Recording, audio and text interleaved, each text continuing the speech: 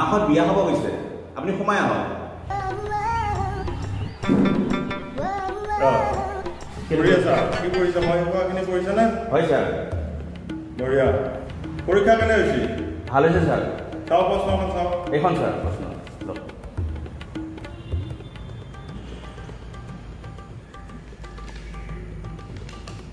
এক নম্বৰটো কি লিখছা ছাৰ এক নম্বৰটো জৱাহৰলাল নেহৰু আৰু দুই নম্বৰটো মহাত্মা গান্ধী